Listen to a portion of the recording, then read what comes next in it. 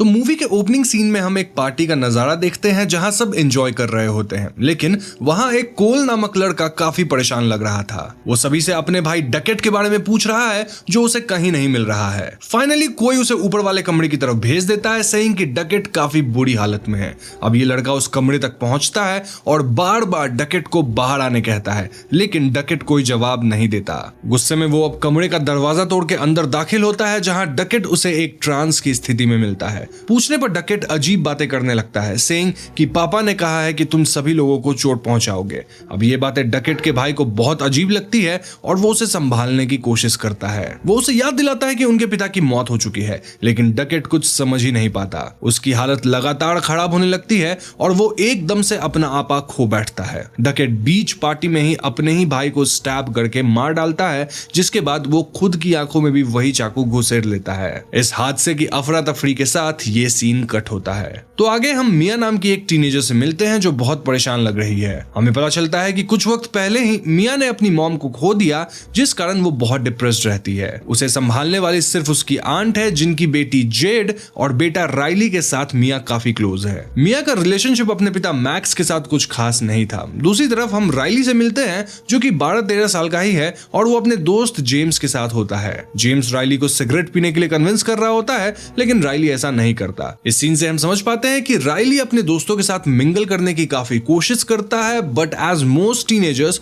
उसके लिए ये दौर मुश्किल था। इसी बीच यहाँ मिया आती है जो राइली को घर ले जाने लगती है। रास्ते में हम राइली और मिया के बीच काफी अच्छी बॉन्डिंग देखते हैं। अब आगे जाते हुए अचानक से ही कार के सामने एक कंगारू आ जाता है। मिया और राइली देखते हैं कि ये कंगारू काफी ज्यादा जख्मी हालत में है और राइली मिया को वेट्स को फोन करने कहता है, लेकिन इसका कोई फायदा नहीं था क्योंकि ये जानवर ऑलमोस्ट मर चुका था। तब राइली सजेस्ट करता है कि मिया को इस कंगारू को मार ही देना चाहिए ताकि इससे उसका पेन तो एटलीस्ट खत्म हो, लेकिन मिया ऐसा नहीं कर पाती और वहां से राइली को लेकर चली जाती है। घर पहुंचकर हम फिल्म के नेक्स्ट कैरेक्टर जेड से मिलते हैं जो मिया की काफी अच्छी दोस्त है। दोनों दोस्त आपस में बातें करते हैं और मिया जेड को याद दिलाती है कि वो राइली को पिकअप करना भूल गई थी, लेकिन जेड बताती है कि वो अपने बॉयफ्रेंड के साथ बिजी थी जिसका नाम है डैनियल। यहाँ ये बात भी रिवील होती है कि पास्ट में मिया डैनियल को पसंद करती थी। Coming to the main point, Mia Z को एक वीडियो चैट दिखाती है जहां सपोजिडली एक लड़की पजेस्ड हालत में थी। इस लड़की की आंखें बड़ी और काली हो चुकी थी जो नॉर्मल इंसानों को बहुत डरावनी लगेगी, लेकिन यहाँ हमें पता चलता है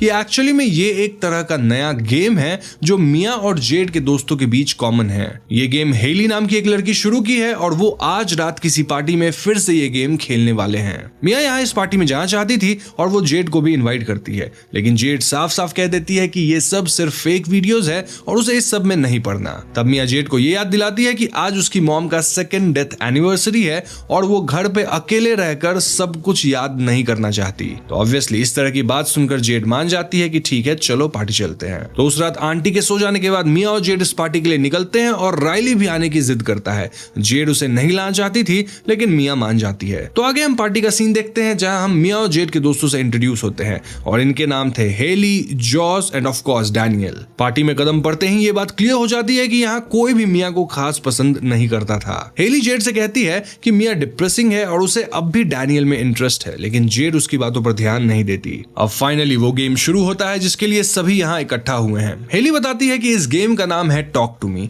हम काउंटर के एक तरफ एक अजीब सा सेरामिक हाथ देखते हैं जो हैंडशेक के मुद्रा में बनाया हुआ था। हेली सभी को रूल्स बताती है कि इस हाथ से हाथ मिलाना होता है, जिसके बाद कहना है टॉक टू मी। उसके बाद कोई एंटिटी यानी शैतान तुम्हारे अंदर दाखिल होगा, लेकिन सिर्फ 90 सेकंड्स के लिए। 90 सेकंड बाद हाथ छोड़ देना है और एक कैंडल बुझाना है, सिग्निफाइंग कि शैतानी दरवाजा बंद हो गया है। बेटा ये दरवाजा खोलना ही नहीं था, खोल के बंद करना बहुत रिस्की है। खैर इस 90 सेकंड्स में ये एंटिटी आपका कोई तो सच आपके सामने ले आती है। अब मिया इस गेम में बहुत इंटरेस्टेड थी और वो पूछती है कि अगर किसी ने 90 सेकंड्स में ही हाथ नहीं छोड़ा तो।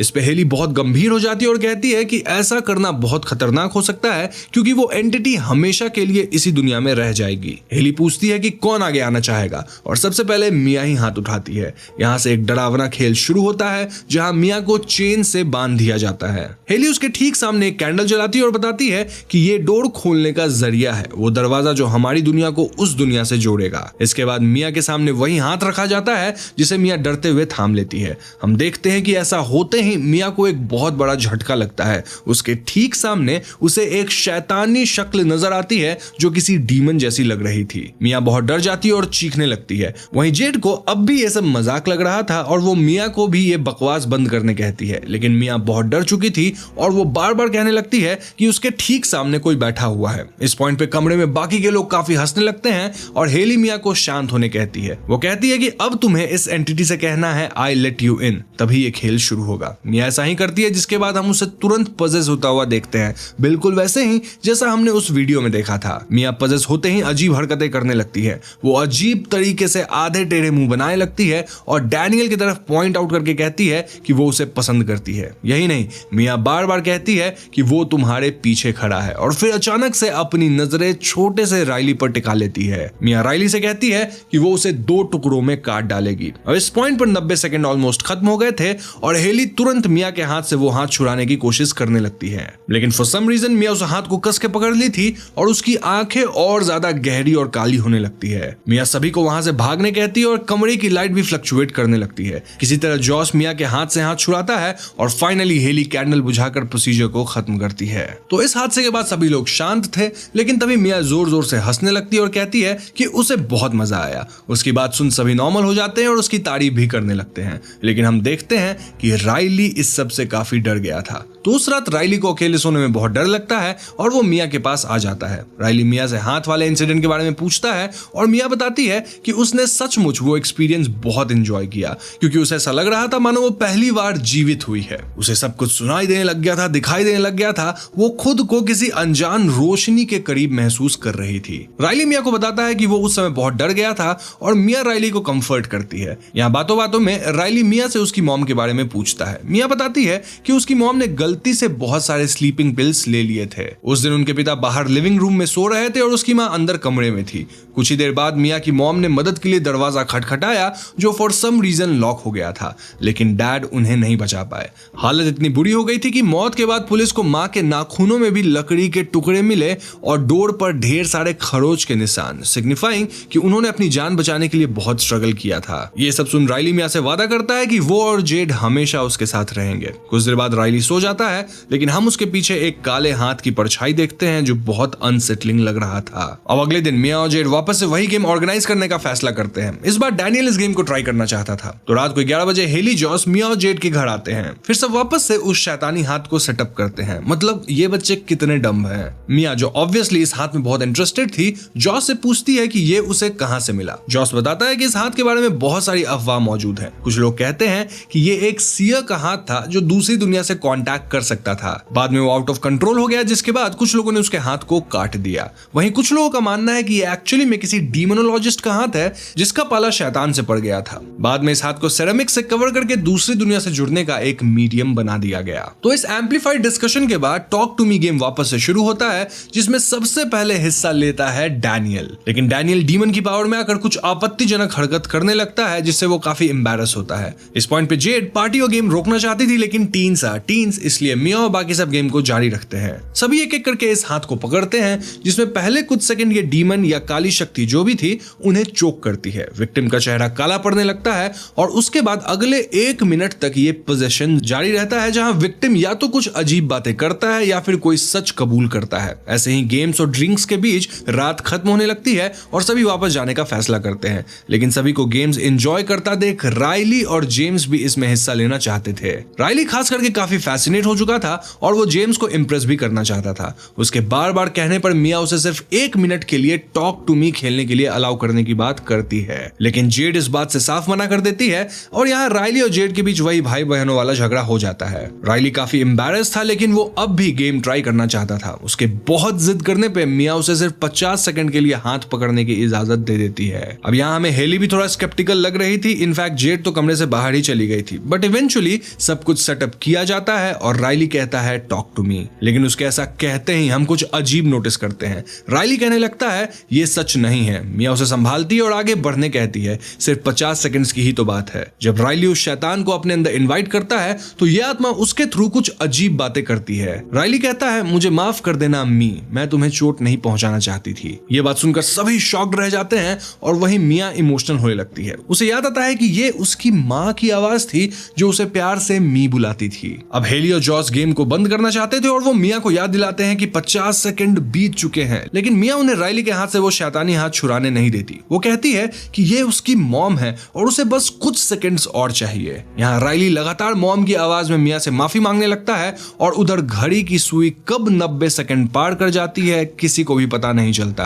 अब माफी मांगते हुए राइली अचानक ही बहुत वायलेंट होने लगता है और अपना सर पटक पटक के खुद को जख्मी करने लगता है। इस पॉइंट में मिया उससे हाथ छीनना चाहती है, लेकिन कोई फायदा नहीं होता। राइली बहुत ताकतवर हो चुका था और वो खुद को बुरी तरह जख्मी कर लेता है। अब तक यहाँ जेड भी वापस आ चुकी थी और पूरे कमरे में एक शॉक की लहर दौड़ गई थी। जहाँ कुछ लोग एम्बुलेंस बुलाने लगते हैं, वहीं जेड बार बार अपने भाई को होश में लाने की कोशिश करती है। हेलियो जॉस समझ ही नहीं पाते कि अब आगे क्या होगा, लेकिन इसी बीच हम मिया को देखते हैं जो पूरी तरह शॉक्ड हालत में थी। वो अपने कमरे की तरफ जाती है जहाँ उसे खिड़की की दूसरी ओर एक औरत की परछाई दिखाई देती है। बेखबर मिया अपना हाथ धोने लगती है जो अब राइली के खून से रंगे हुए थे। तो कुछ देर बाद घर में पुलिस आ जाती है और राइली को भी अस्पताल ले जाया जाता है। इस हादसे के बाद जेड और उसकी मॉम बहुत सदमे में थे और कहीं ना कहीं राइली की इस हालत के लिए जेड मिया को ही जिम्मेदार ठहराती है। वहीं मिया के पिता उससे बात करने की कोशिश करते हैं, लेकिन मिया उनसे कुछ नहीं कहती। ना मिया को अस्पताल में भी बार बार अपनी मॉम की परछाई दिखाई देने लगती है। ये परछाई उसे एक शैतानी आवाज में अपनी तरफ बुलाती है। मिया इस हादसे से और इंसिडेंट से बहुत ज्यादा डर जाती है और ऐसे में उसे डैनियल संभालता है। मिया डैनियल से राइली वाला इंसिडेंट शेयर करती है और उसे लगता है कि उसकी मॉम सचमुच उससे जुड़ना चाहती थी, लेकिन डैनियल मिया को समझाता है कि वो एंटिटी सिर्फ हमारा डर और हमारी सोच हमारे अगेंस्ट इस्तेमाल कर रही है। सच्चाई से उसका कोई वास्ता नहीं है, लेकिन मिया फिर भी एक बार दोबारा टॉक टू मी की मदद से अपनी मॉम से जुड़ना चाहती थी। बाप रे, ये लड़की इतनी डम्ब कैसे है। खैर आगे हम देखते हैं कि डैनियल मिया को घर छोड़ता है और मिया उसे रिक्वेस्ट करती है कि वो उसी के साथ रुक जाए क्योंकि वो अकेले नहीं रहना चाहती। यहाँ हम नोटिस करते हैं कि हादसे के बाद मिया उस हाथ को अपने साथ घर ले आई थी। आधी रात में जब मिया और डैनियल सो रहे थे तब अचानक ही हम इसी हाथ में हरकत देखते हैं। मिया को सपने में अपनी मॉम के मौत का सीन वापस नजर आता है और वो डर के जाग जाती है, लेकिन उठने के बाद भी ये भयानक सपना खत्म नहीं होता। हम कमरे में एक कोने से एक डरावनी एंटिटी को क्रॉल करके मिया के पास आते देखते हैं। ये एंटिटी ने मिया की मॉम का शक्ल लिया हुआ था, लेकिन वो बहुत डरावनी लग रही थी। मिया उससे बचने की कोशिश करती है, लेकिन उसे पता ही नहीं चलता कि वो इस आत्मा के प्रभाव में डैनियल के करीब आने की कोशिश करती है। इस पॉइंट पे डैनियल की नींद खुल जाती है और वो मिया को ही गलत समझ बैठता है। डैनियल के भी चले जाने के बाद मिया बिल्कुल अकेली पड़ जाती है और इस अंधेरे कमरे में अब उसका सहारा एक ही था और वो था वही हाथ। मिया अपने आप को रोक नहीं पाती और इस हाथ से वापस जुड़कर अपनी मां से कांटेक्ट करने की कोशिश करती है। इस बार मिया खुद अपनी मां को आवाज देती है ताकि वो उस हाथ के जरिए वापस मिया से बात कर सके। मिया एक बार फिर अंधेरे में अपनी मॉम को देखती है जो एक भयानक रूप में नजर आती है और मिया उससे पूछती है कि उन्होंने खुद को क्यों मारा। इस पे मिया की मॉम कहती है कि वो उसे कभी भी छोड़ के जाना नहीं चाहती थी। वो मिया का हाथ थाम लेती है और कहती है वो हमेशा उसके साथ रहेगी। दूसरी तरफ हम हॉस्पिटल में राइली को देखते हैं जिसे जेड नहाने में मदद कर रही होती है, लेकिन राइली अचानक से बहुत वायलेंट हो जाता है और अपना ही सर बार बार दीवार पे मारने लगता है। वो शैतान की तरह हंसने लगता है जो देख जेड बहुत डर जाती है। किसी तरह राइली को कंट्रोल किया जाता है। अगले दिन मिया सभी को बताती है कि उसे बार बार अपनी मॉम दिखाई देने लगी है। पहले तो उसके दोस्त उसकी बात पे यकीन नहीं करते, लेकिन फिर डैनियल भी कल वाला हादसा सबको बताता है। यहाँ जॉस बताता है कि कुछ ऐसा ही डकेट के साथ भी हुआ था जिसने कहा था कि ये एंटिटी हमारे अपने लोगों की शक्ल ले लेती है और फिर हमें मैनिपुलेट करने की कोशिश करती है। आगे पूछने पर जॉश बताता है कि डकेट वो लड़का है जिसने उसे यह हाथ दिया था। इससे पहले डकेट के पास ही ये हाथ कहीं से आया था और वही ये गेम अलग अलग पार्टीज में लेकर आया था, लेकिन फिर डकेट को बिना इस हाथ के ही वो एंटिटी दिखाई देने लगी। तब उसने इस हाथ को जॉश को दे दिया। इसके आगे जॉश वही बताता है जो हमने फिल्म के पहले सीन में देखा था। उस हादसे के बाद डकेट की तो जान चली गई, लेकिन उसका भाई अब भी जिंदा है। तो ये सब जानने के बाद जे, डैनियल, जॉस और हेली डकेट के भाई कोल से मिलने जाते हैं और उससे रिक्वेस्ट करते हैं कि वो उनकी मदद करे। कोल इन्हें बताता है कि कुछ टाइम बाद अपने आप ही उस एंटिटी का असर कमजोर पड़ने लगता है और वो विक्टिम के शरीर से बाहर निकल जाता है, लेकिन जेड कोल को बताती है कि ये एंटिटी राइली को जान से मारने की कोशिश कर रही है। इस पॉइंट पे मिया को याद आता है कि गेम के अनुसार उन्हें दूसरी दुनिया का पोर्टल बंद करने के लिए उस कैंडल को बुझाना था, लेकिन पार्टी वाली रात वो सभी राइली की हालत देख कैंडल बुझाना ही भूल गए थे। इस बात से मिया समझ जाती है कि हो न हो राइली की आत्मा अब भी दूसरी दुनिया में फंसी हुई है क्योंकि वो पोजेशन से बाहर ही नहीं आया है। तो मिया और जेड वापस अस्पताल जाते हैं और एक बार फिर टॉक टू मी के जरिए राइली को दूसरे पोर्टल से जोड़ने की कोशिश करते हैं। उन्हें लगता है कि इस बार अगर कैंडल सही वक्त पर बुझा दिया जाएगा तो शायद राइली वापस लौट सके। मिया ऐसा ही करती है और राइली के हाथ में वो शैतानी हाथ डाल देती है। वो उस एंटिटी को पुकारती है और उससे राइली से बात करने कहती है, लेकिन इसका कोई फायदा नहीं होता। उन्हें राइली से कोई जवाब नहीं मिलता। डेस्परेशन में मिया खुद इस हाथ को थामती है और डिसाइड करती है कि वो दूसरी तरफ जाकर पता करेगी कि राइली कहां मौजूद है। जब मिया ऐसा करती है तो उसे इसी अस्पताल में एक छोटी बच्ची की आत्मा दिखाई देती है। मिया इस आत्मा से रिक्वेस्ट करती है कि वो उसे राइली तक पहुंचा दे।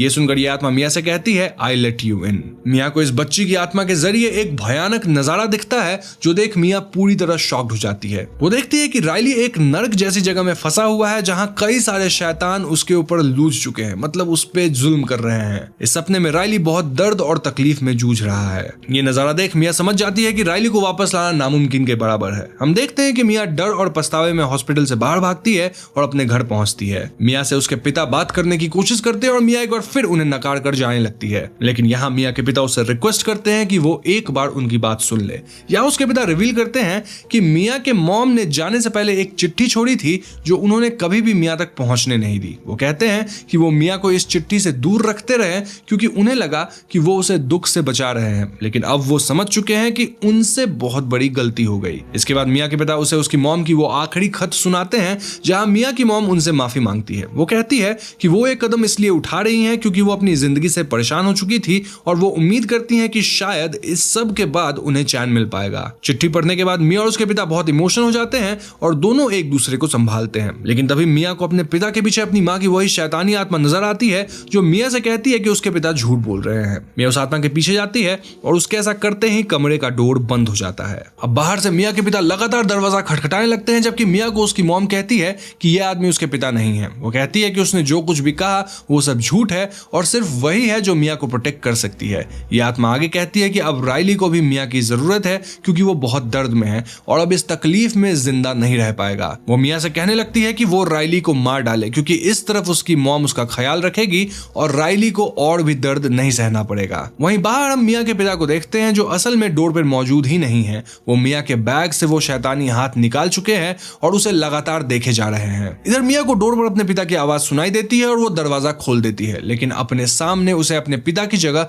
एक शैतान नजर आता है जो उस पर हमला कर देता है। अपनी जान बचाने के लिए मिया इस आकृति पर हमला कर देती है, लेकिन जब उसे होश आता है तो वो देखती है कि उसने अपने पिता पर वार कर दिया है। अपने पिता को खून से लथपथ हालत में देख मिया पूरी तरह टूट जाती है। तो नेक्स्ट सीन में हम हॉस्पिटल पहुंचते हैं जहां राइली की तबीयत ठीक होने लगी थी। जेड को मिया का फोन आता है जो कुछ अजीब बातें कर रही थी। वो जेड से कहती है कि राइली अब भी खतरे में है और अगर वो इस वक्त मिया के घर आए तो मिया उसे दिखा देगी कि सच क्या है। अब जेड जाना तो नहीं चाहती थी, लेकिन मिया की बात सुन वो उसके घर की तरफ निकल जाती है। इधर हम देखते हैं कि मिया तो असल में हॉस्पिटल के बाहर खड़ी है। वो एक कैंची लेकर राइली के रूम में दाखिल होती है। उसे राइली की जगह हॉस्पिटल बेड पर एक शैतान नजर आता है जो मिया को भड़काता है। कहता है कि वो राइली को कभी बचा नहीं पाएगी। मिया गुस्से में उस पर हमला करना चाहती है लेकिन कर नहीं पाती। उधर जेड को मिया के घर में उसके पिता मिलते हैं जो अभी खून से लथपथ हालत में पड़े हुए थे। जेड उन्हें वहां देख सब कुछ समझ जाती है और एम्बुलेंस बुलवाती है। इसके बाद जेड तुरंत हॉस्पिटल पहुंचती है जहां मिया अब राइली को एक व्हील चेयर पे बैठाकर बीच सड़क पे ले जा रही थी। मिया कहीं ना कहीं खुद को रोकना चाहती थी, लेकिन हम उसके ठीक पीछे उसकी माँ के रूप में उसी शैतानी एंटिटी को देखते हैं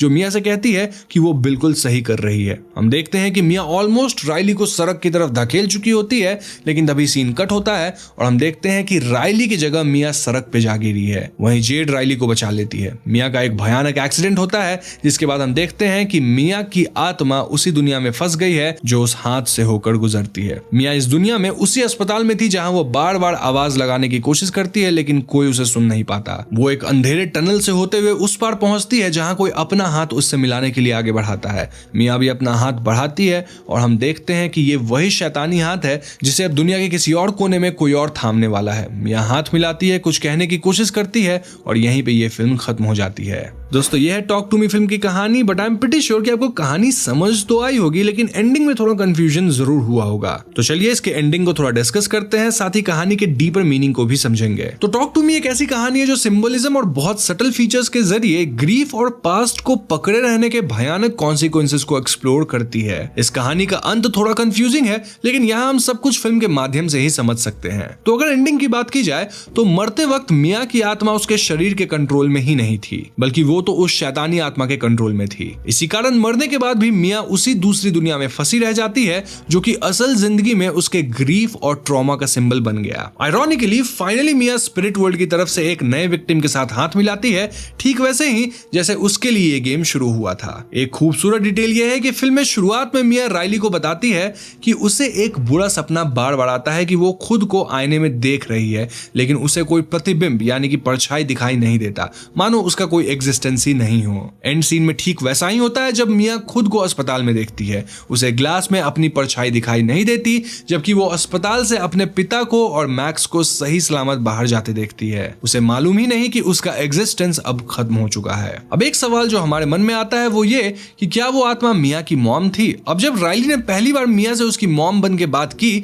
तब शायद मियाँ की माँ ही मियाँ से माफी मांगने आई थी। ऐसा इसलिए क्योंकि टॉक टू मी के स्पिरिट वर्ल्ड में उस छोटी बच्ची जैसी अच्छी आत्माएं भी हैं। लेकिन हाँ, बाद में वो आत्मा जो मियाँ को मैनिपुलेट करती रही और उसी को मौत के घाट उतार दी, वो उसकी मॉम नहीं थी बल्कि कोई शैतान था। अब अगर फिल्म के मैसेज और डीपर मीनिंग की बात की जाए तो ये बहुत क्लियर है कि टॉक टू मी असल में दुख और बीते हुए कल के खिलाफ एक डरावनी वार्निंग है। शुरू से ही ये बात साफ की गई है कि मियाँ बहुत अकेली, दुखी और दर्द में है। फिल्म के शुरुआती सीन में हम कंगारू वाला एक्सीडेंट देखते हैं, जहां मियाँ उस कंगारू के लिए ना तो मदद बुलाती है ना ही उसे मारती है।